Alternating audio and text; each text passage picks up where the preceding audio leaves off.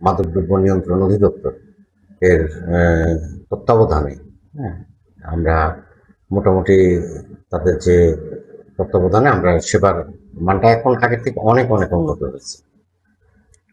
তা আপনারা কি সঠিক চিকিৎসাটা দিতে পারছেন? হ্যাঁ, ইনশাল্লাহ সঠিক চিকিৎসা দিতে পারছি। ধরেন আজকে থেকে 10 বছর আগে, হুম, 10 বছর আগে, 10-12 বছর আগে আপনার লাইসেন্সের আওতায় ছিল না মাদকাসক্ত নিরাময় কেন্দ্রগুলি। 12 বছর আগে থেকে লাইসেন্সের আওতায় আনা হয়েছে গাজীপুরে যতগুলি মাদকাসক্ত নিরাময় কেন্দ্র আছে সবগুলিকে, এবং ওনাদের তত্ত্বাবধানও আছে। এবং মাদকদ্রব্য নিয়ন্ত্রণ অধিদপ্তরের আপনার ক্রাইটেরিয়া আছে, যেমন ডক্টর, সাইকোলজিস্ট, হ্যাঁ, কাউন্সিলর, এরকম এই এই ইয়েগুলি আসাতে মানে এদের নিয়োগ হওয়াতে সেবার মান বৃদ্ধি পেয়েছে। আচ্ছা, এখানে যখন একজন মাদকাসক্তকে আপনার এখানে দেওয়া হয়, প্রাথমিক কি কি প্রয়োজন এবং কি করতে হয় প্রাথমিক অবস্থায় গার্জেনদের কি করতে হয়? গার্জেন একজন অভিভাবক তার সন্তানকে এখানে আনার পরে আমরা প্রথম যে কাজটা করি সেটা হচ্ছে তার ডোপ টেস্ট করি। ডোপ টেস্ট করার পরে আপনার ডোপ টেস্টের পাশাপাশি তার যদি ডোপ টেস্টে যদি পজিটিভ যদি আসে তাহলে আমরা তাকে ভর্তি করি। ভর্তি করার পরে তাকে আমরা এখানে 7টা পরীক্ষা আমরা করি, যেমন তার সিবিসি, আরবিএস, ব্লাড গ্রুপ, তারপর হচ্ছে সিরাম ক্রিয়েটিনিন, সিরাম বিলিরুবিন, ইউরিনের আরি, এইচবিএসএজি, এরকম 8টা টেস্ট আমরা করার পরে তারপরে তাকে ভর্তি করার পরে টেস্টটা করি। ডোপ টেস্টটা সবার প্রথমে করি ভর্তি পূর্বেই। তারপরে তাকে ভর্তি করি। ভর্তি করার পরে আপনার টেস্টগুলি করার পরে আমাদের ডক্টর আসেন। ডক্টর এসে তার শারীরিক পরীক্ষা নিরীক্ষা করেন। পরীক্ষা নিরীক্ষা করার পরে সে ভিতরে অবস্থান করে, তার জন্য আলাদা একটা বেড হয়, হ্যাঁ, বেড পায়, সে অবস্থান করতে থাকে। এবং মাদক সংক্রান্ত ডাক্তার প্রেসক্রিপশন অনুযায়ী আমরা তার চিকিৎসা চালিয়ে যেতে থাকি। তো আপনাদের এইখান থেকে একজন মাদক সেবীকে মোটামুটি সুস্থ করা সম্ভব? জি, অবশ্যই সম্ভব।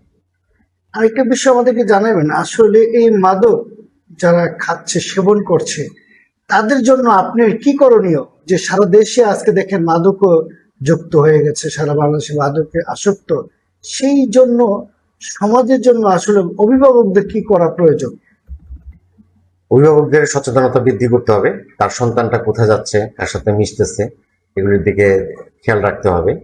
এবং তার ছেলেটা আগে থেকে খাওয়ার পরিমাণটা কমে গেছে কিনা, এবং রাত্রে জাগছে কিনা, মোবাইলের প্রতি বেশি ঝুঁকে গেছে কিনা, তীব্র রাগ জিদ করছে কিনা, হ্যাঁ, টাকা পয়সার চাহিদা বেড়েছে কিনা, টাকা পয়সার জন্য উৎপাত করছে কিনা, এই সমস্ত লক্ষণগুলি যদি দেখা যায় তাহলে অতি সত্বর আপনার এটা সচেতন কারোর সাথে যোগাযোগ করা, অথবা মাদকাসক্ত নিরাময় কেন্দ্রগুলিতে যোগাযোগ করা।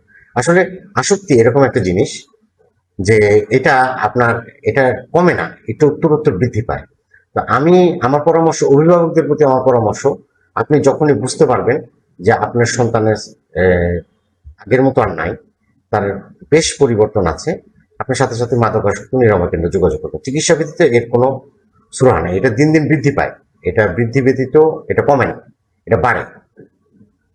আপনি জানেন কিছুদিন আগে আমরা 26শে জুন প্রতিপালিত হলো সারা পৃথিবীব্যাপী, এর মধ্যে বাংলাদেশে অংশগ্রহণ করেছে।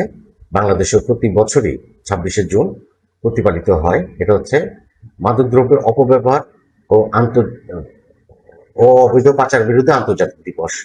এখন আমি অবৈধ পাচার বিরোধী যে ব্যাপারটা আছে এখানে আমি কিছু বলতে পারবো না, এটা রাষ্ট্রের ব্যাপার, হ্যাঁ। কিন্তু আমি অপব্যবহারটা নিয়ে আমি বলতে পারবো যে এই যে এটার যে অপব্যবহার, আসলে পৃথিবীতে প্রত্যেকটা মাদকই, প্রত্যেকটা কেমিক্যালি মানুষের কল্যাণের জন্য তৈরি হয়েছে, সবকিছুই, হ্যাঁ। এটা আমরা মানুষ তাকে অপব্যবহার করে আমাদের সর্বনাশ ডেকে আনি। তো এই যে অপব্যবহার নিয়ে বাংলাদেশের মাদকাসক্ত নিরাময় কেন্দ্রগুলি কাজ করছে। আমার মেসেজ একটাই, যে সচেতনতা বৃদ্ধি করা, মাদকের কুফল সম্পর্কে সবাইকে অবহিত করা, এবং যদি বোঝা যায় যে তার পরিবর্তন, তাহলে অতি সত্বর মাদকাসক্ত নিরাময় কেন্দ্রগুলিতে যোগাযোগ করা এবং তাদের পরামর্শ। আসলে মাদকাসক্তি একটি রোগ। এটি একটি মস্তিষ্কের অনিরাময়যোগ্য কিন্তু নিয়ন্ত্রণযোগ্য একটি রোগ। এক্ষেত্রে এই রোগের চিকিৎসার ক্ষেত্রে সবার যে সবচেয়ে প্রথমে যে যার ভূমিকা সেটা হচ্ছে অভিভাবক। অভিভাবককে তার সন্তানের আচরণ সম্পর্কে সবসময় নজর রাখতে হবে। তার এই এবং মাদকের অন্যতম ধরন হচ্ছে, একটা বৈশিষ্ট্য হচ্ছে এর আচরণ পরিবর্তন করে দেওয়া, ব্যক্তির আচরণকে পরিবর্তন করে দেওয়া। যখন অভিভাবক বুঝতে পারবে তার সন্তানের আচরণ পরিবর্তন হয়েছে, তার বন্ধু মহল, তার সার্কেলটা পরিবর্তন হয়েছে, সে রাত জাগছে কিনা, এই সমস্ত বিষয়গুলো খেয়াল রাখতে হবে। যখন তার এই বিষয়গুলো পরিবর্তন লক্ষ্য করবে, তখনই সঙ্গে সঙ্গে আর দেরি না করে মাদকাসক্তি নিরাময় কেন্দ্রগুলোর সঙ্গে পরামর্শ করা এবং যত দ্রুত সম্ভব, যেহেতু এটি একটি রোগ, কাজেই চিকিৎসা ব্যতীত রোগ থেকে মুক্তির কোনো উপায় নেই, কাজেই তাকে দ্রুত চিকিৎসার আওতায় নিয়ে আসা উচিত বলে আমি মনে করি। এবং এটি বিশ্বব্যাপী একটি মহামারী আকারে ধারণ করেছে। মাদকের সহজলভ্যতা এবং মাদকের মূল্য যেটা, সেটা এখনো অনেকটা কম দামে বাচ্চারা পায়। তো যাই হোক, এই ব্যাপারে এবং এই মাদক থেকে কিভাবে মুক্ত হতে হবে এই কৌশলটা আসলে অভিভাবকরা জানে না। কাজেই এই মাদকাসক্তি নিরাময় কেন্দ্রগুলো এই কৌশলগুলো সম্বন্ধে জানে এবং তাদেরকে 3টা ধাপে মাদকের চিকিৎসা করা হয়। সেটা হচ্ছে, প্রথম শর্ত হচ্ছে মাদক থেকে তাকে বিচ্ছিন্ন করা, নিরাপদ এবং নির্দিষ্ট একটি স্থানে তাকে রেখে দেওয়া, যেন